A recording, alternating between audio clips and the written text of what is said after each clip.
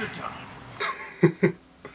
Hi everyone, Anthony Fantano here, the internet's busiest music nerd, and it's time for a review of the new Mastodon LP, The Hunter. Highly requested review, highly anticipated review for a lot of people, and when I run across bands, artists who have a large back catalog, a lot of history, I like to let Cal Chichesta come in here and give some background on the artist.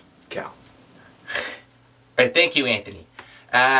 Mr. Dan is a metal group.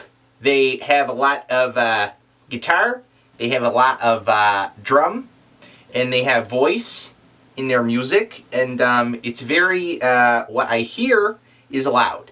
And if you like to be deaf after you hear music, Mr. Dan is the band for you. I hate Cal Chichesta. Blah, blah, blah. For a while, Mastodon has kind of been pigeonholed as this metal band for people who aren't metalheads. You get a lot of people on the internet saying, man, this is great, but I don't even like metal. And for the most part, the reason why that is because they break a lot of the alienating metal stereotypes, especially with their latest releases. Mastodon's guitars, especially on this LP, feel more heavy than they do harsh. Their production is usually pretty bright and smooth and accessible. The vocals are usually sung clean with a nice harmony in the background. It's really hyper melodic too, and this has brought a lot of fans, but this has also brought some naysayers as well. Because without a doubt, these guys have put a more accessible face on the style of sludge metal.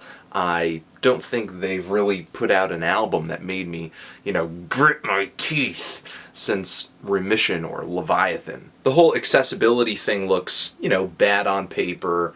People think of things in their heads like, ooh, sell out, blah, blah, blah, blah, blah. But this band has managed to execute it pretty well. While making their music more accessible, I think they've come out with some of their best material and still managed to stay progressive in the process. Like Crack the Sky, where they're showing a lot of strong, flashy musicianship, especially in the drumming, a lot of interesting transitions in these tracks, and 13-minute songs as well. But the thing is, the accessible angle Mastodon is always kind of stereotyped to play comes out on a new level on The Hunter. It's really, really, really gone far this time. I have never considered Mastodon this kind of band, but I could totally see a good handful of tracks on here getting play on commercial rock radio. A song like Curl of the Burl could totally get inserted between spins of Ozzy, Alice in Chains, and Godsmack singles. But there are also tracks on here that I think are in line with any great Mastodon track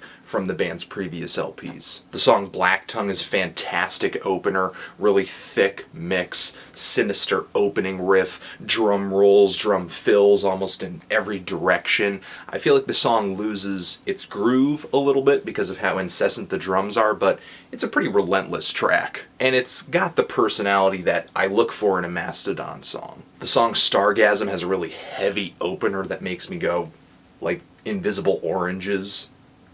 And it's got this really low, heavy riff, and when they let that one note ring out, yes! It's so heavy and harmonious, it's like planets smashing together. And when the track speeds up eventually, it stays pretty engaging. All the heavy lifting has a great hook, and as far as my other favorite track on this LP, I gotta say Spectral Light, which has a really pumping riff, but it's not anything I haven't heard these guys do before. But the thing is, this album loses a little bit of steam for me when these guys take a break from being interesting, aggressive, intense, basically a metal band, to start putting together some of the poppiest incarnations of sludge I've ever heard. Gonna go back to the track Curl of the Burl. I mean, I know this song has gotten a lot of, kind of bad reactions at first, and maybe a lot of you have listened to it so many times that, I kind of like it now. But I'm still cringing.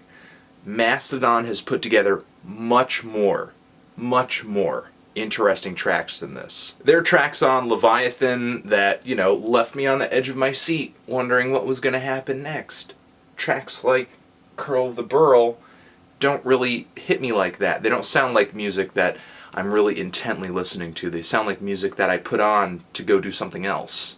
It's loud, but there's no real intensity. There's no real bite to it. There's no real urgency to it. It does everything that you would expect a radio rock single to do. Nothing more. In order to kind of break things up, Mastodon starts throwing in some kitschy sounds on some of these tracks, like Octopus Has No Friends, where they have these really robotic, spacey vocals. They've also got these really atmospheric keyboards opening up Creature Lives, and it really builds up the track. I get excited for it, but then the song starts and it has this melody that sounds like it took Mastodon 5 seconds to write. I do have some loves, I do have some hates on this album, but the sad part is that a majority of the songs on here don't really swing me in one direction or the other, like the songs Dry Bone Valley or Thickening. They're decent tunes, they've got heavy riffs, they've got a loud mix, they've got Mastodonian vocals, but I'm just kind of bobbing my head to it. That's it. You guys have seen me review metal records on this channel before. You've seen me excited before over a metal record.